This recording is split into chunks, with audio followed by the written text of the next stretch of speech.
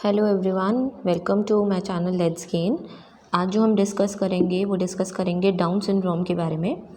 इसका meaning, symptoms of Down syndrome, causes of Down syndrome, risk factors and eight the last will discuss about the complications कि इस problem के साथ क्या क्या कॉम्प्लिकेशंस देखी जा सकती हैं। तो डाउन सिंड्रोम क्या है? एक जेनेटिक डिसऑर्डर है और ये टर्म जो पहले डिस्क्राइब किया था 1866 में डिस्क्राइब किया गया था by Langdon Down. Langdon Down नाम के एक पर्सन थे जिन्होंने ये शब्द दिया था डाउन सिंड्रोम 1866 में। मोस्ट कॉमन क्रोमोसोमल डिसऑर्डर माना जाता है इसको। 1000 में से एक बच्चा, न्यूबॉर्न बेबी जो है वो डाउन सिंड्रोम पीड़ित पाया जाता है। It is the most common cause of mental retardation. अगर एक बच्चा मेंटली रिटार्डेड है तो उसका एक कॉज, सबसे बड़ा कॉज जो है वो, कॉमन कॉज जो है वो डाउन सिंड्रोम रह सकता है। रिस्क फैक्टर में हम डिस्कस करेंगे आगे वाली स्लाइड्स में कि मदर की एज कैसे मैटर करती है। एक बच्चा अगर न्यूबॉर्न बेबी के चांसेस डाउन सिंड्रोम होने के ज़्यादा कब हो सकते हैं। नेक्स्ट हम डिस्कस करते हैं इसके मीनिंग को डिटेल में कि डाउन सिंड्रोम बेसिकली आता कैसे, कॉज क्या है डाउन सिंड्रोम का, व्हाट आर द कॉज, कारण क्या है। अब हमारे जो एक न्यूबॉर्न बेबी है उसके अंदर उसमें 46 क्रोमोसोम्स होते हैं और we can say in other word 23 pair of chromosomes होते हैं। 23 पेयर कैसे? 23 in number from the father and 23 in number from the mother. तो 23 प्लस 23 गिव्स यू 46, इसलिए इसको 23 पेयर बोला जाता है। Pair means double, two times. तो 23 का डबल हो गया 46। अब यहाँ पर डाउन सिंड्रोम में क्या होता है कि 46 की जगह, down syndrome is a genetic condition in which a person has 47 chromosomes, not 46। Usually एक बच्चे में 46 क्रोमोसोम होते हैं एक नॉर्मल बच्चे में, बट जो डाउन सिंड्रोम कंडीशन होल्ड करने वाला बंदा है या पर्सन है उसमें 47 क्रोमोसोम्स होते हैं।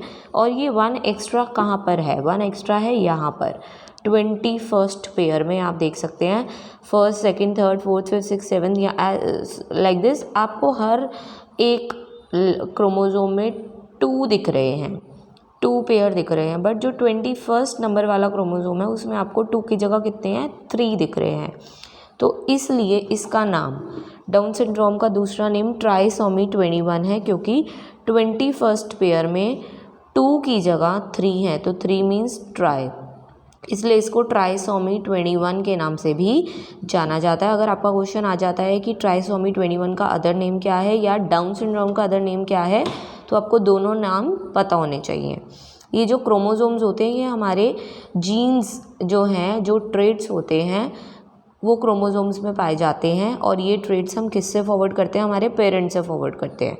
ये हमारा सेक्स क्रोमोसोम है, जो लास्ट क्रोमोसोम हमारा है वो सेक्स क्रोमोसोम्स है। तो 21st पेयर ऑफ क्रोमोसोम जो बच्चे का होता है उसमें 2 की जगह तब जब एक और एक्स्ट्रा जुड़ जाता है तो वो डाउन सिंड्रोम के चांसेस उस बच्चे में होते हैं। ट्राइसोमी 21 जेनेटिक कॉज है, 3rd copy of 21st chromosome. तो ये कॉज है। What is the cause of Down syndrome? The major cause of Down syndrome is trisomy 21। Chromosome number 21 में एक एक्स्ट्रा कॉपी का होना बच्चा डाउन सिंड्रोम पीड़ित हो सकता है और ये बहुत कॉमन क्रोमोसोमल एबनॉर्मैलिटी है जो ह्यूमन बींग्स में देखी जाती है। Physical features and medical problems associated with Down syndrome can very widely from child to child. ज़रूरी नहीं है हर बच्चे में सारे सिम्टम्स देखे जाएं जो डाउन सिंड्रोम पीड़ित हैं। किसी में कुछ सिम्टम होते हैं तो किसी में कुछ सिम्टम होते हैं। फिजिकल फीचर्स जो हैं वो वेरी करते हैं चाइल्ड टू चाइल्ड। कई बच्चे जो हैं डाउन सिंड्रोम के साथ उनको बहुत ज़्यादा मेडिकल अटेंशन की ज़रूरत होती है, बट अदर और बच्चे जो हैं they live a healthy life, उनको कोई मुश्किल नहीं दिखती। डाउन सिंड्रोम के साथ भी बच्चे नॉर्मल लाइफ जीते हैं। टाइप्स ऑफ डाउन सिंड्रोम एक हमने डिस्कस किया ट्राइसोमी 21, जिसके 95% अगर हम सर्वेज देखते हैं तो 95% केसेस में डाउन सिंड्रोम पीड़ित जो बच्चा है वो उसको इस टाइप से ग्रसित होता है, trisomy 21। Second is translocation Down syndrome, इसके 3% केसेस देखे जाते हैं। Then is mosaic Down syndrome, इसके 2% केसेस देखे जा सकते हैं। अगर आप इंट्रोडक्शन लिखते हैं तो आप उसमें टाइप्स भी मेंशन कर सकते हैं। नेक्स्ट, साइंस एंड सिम्टम्स या फिजिकल फीचर्स की कैसे हम इन बच्चों की पहचान कर सकते हैं। Identification, if it comes identification then these are the points.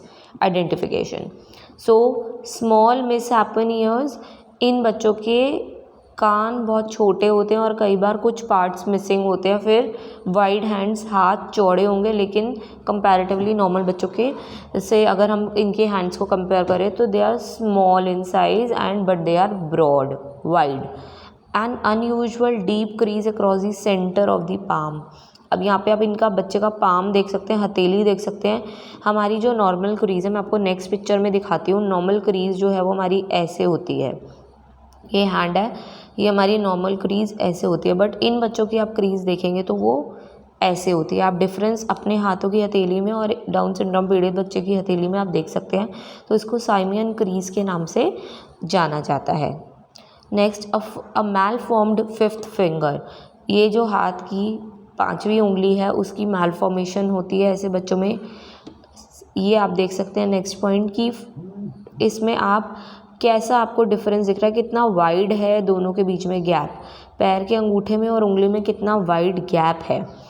Next, unusual crease on the sole of feets, पंजे जो होते हैं उस पर भी जो आपकी क्रीजेज होती हैं they are not that accurate जैसे एक नॉर्मल बच्चों की होती हैं। ओवरली फ्लेक्सिबल जॉइंट, यहाँ पर हम बात करेंगे हाइपोटोनिया की, आगे वाली स्लाइड में भी हम देखेंगे कि फ्लेक्सिबल जॉइंट्स का मतलब क्या होता है। इन बच्चों की जो मसल होती है, मसल लॉस देखा जाता है इनमें, they have poor posture, muscle loss होता है जिसको हाइपोटोनिया के नाम से जाना जाता है। तो मसल टोन इनकी अच्छी नहीं होती और इनकी हाइट भी शॉर्ट होती है comparative to normal height. Then flat appearing face, छोटा सर, small mouth, tongue overly protruded, you can see in the picture, बाहर की तरफ प्रोट्यूड है और कंपैरेटिवली लार्जर दिख रही है। आईज ऊपर की तरफ हैं, cheeks round, weak floppy tone जिसको हाइपोटोनिया मैंने बोला, ये फ्लेक्सिबिलिटी हाइपोटोनिया है। फिर आईज आप देख सकते हैं जो हमारा प्यूपिल वाला एरिया बिल्कुल ब्लैक होता है या कलर्ड होता है, उसमें इनमें वाइट वाइट पैचेस देखे जाते हैं। हेड शॉर्ट है, आईज ऊपर की तरफ हैं, चीक्स राउंड राउंड चीक्स हैं इनके, साइमियन क्रीज है, पाम और इवन जो हमारे पैरों की पंजे होते हैं वो भी, फिफ्थ फिंगर की डिफॉर्मिटी टेढ़ी सी है, फिफ्थ फिंगर कंपैरेटिवली छोटी है और ये पैरों के आप देख सकते हैं कितना गैप है। तो ऐसे आप इन बच्चों की पहचान कर सकते हैं। फिर रिस्क फैक्टर, सबसे इम्पॉर्टेंट जो फैक्टर, जो सबसे इम्पॉर्टेंट कारक यहाँ पे रहता है वो है मदर की as. A woman's chance of giving birth to a child with Down syndrome increases with age. If a mother is having age above 35 तो चांसेस बहुत ज़्यादा हो जाते हैं। बिलो 35 4000 में से कोई एक बच्चा, एक केस ऐसा निकलता है जो डाउन सिंड्रोम पीड़ित हो। 35 ईयर अगर मदर की एज है तो 400 में से एक चांस। तो आप देख सकते हैं कितना डिफरेंस आ गया, 5 ईयर्स मदर की एज बढ़ जाती है। तो फिर फर्दर 5 ईयर्स बढ़ी, 40 ईयर्स अगर मदर की एज है तो 110 बच्चे में से कोई एक बच्चा जो है वो डाउन सिंड्रोम हो सकता है। फिर 45 ईयर्स में और भी रिस्क बढ़ जाता है, 45 में 35 में से कोई एक बच्चा। तो रिस्क फैक्टर जो है वो मदर की एज पे डिपेंड करता है कि मदर को कम एज में बेबी कंसीव करने की प्लानिंग करनी चाहिए, वरना डाउन सिंड्रोम के चांसेस हो सकते हैं उस नवजात शिशु में। Next is complications.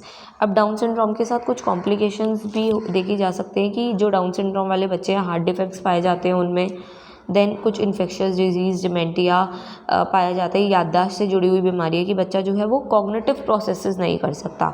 Cognitive processes वाली भी वीडियो आप मेरी देख सकते हैं कि कौन से कॉग्निटिव प्रोसेसेस होते हैं जिसके अंदर हम अपने मस्तिष्क का इस्तेमाल करते हैं, जैसे कि आपकी प्रॉब्लम सॉल्विंग हो गई, डिसीजन मेकिंग हो गया, कोई निर्णय लेना है, कोई समस्या का निवारण करना है। तो ये सारे काम वो बच्चे नहीं कर पाते क्योंकि वो मेंटली रिटार्डेड होते हैं ऐसे बच्चे। फिर ल्यूकेमिया सेल्स होते हैं जो कैंसरस सेल्स होते हैं। तो ल्यूकेमिया एक तरीके का ब्लड कैंसर होता है।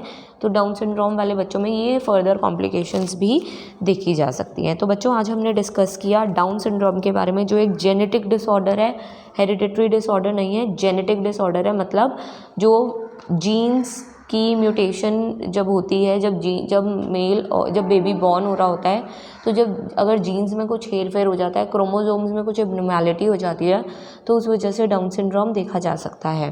फिर हमने बात करी इसके सिम्टम्स की, और फिर हमने बात करी सिम्टम्स या हम इसके identification, and then we have talked about the risk factor, and last we have discussed about the complications with Down syndrome. But at the last I would like to say कि जिन parents के बच्चे अगर down syndrome पीड़ित हैं भी, तो आपको उसमें कोई स्ट्रेस नहीं लेना चाहिए। वो बच्चे नॉर्मल लाइफ जीते हैं जैसे नॉर्मल बच्चे होते हैं, और आप कुछ मेडिकल प्रैक्टिशनर्स की मदद से इस प्रॉब्लम को हम पूरे तरीके से ख़त्म नहीं कर सकते, बट इसके साथ डील कर सकते हैं। सो they are also normal children. You do not have to be worried about this type of deformity if they are having, or this type of abnormality if your child is suffering from. So don't worry and just be cool and calm and treat them as a normal children. Thank you everyone. I hope you like the video. Just keep on liking, sharing and subscribing for more updates. Thank you everyone.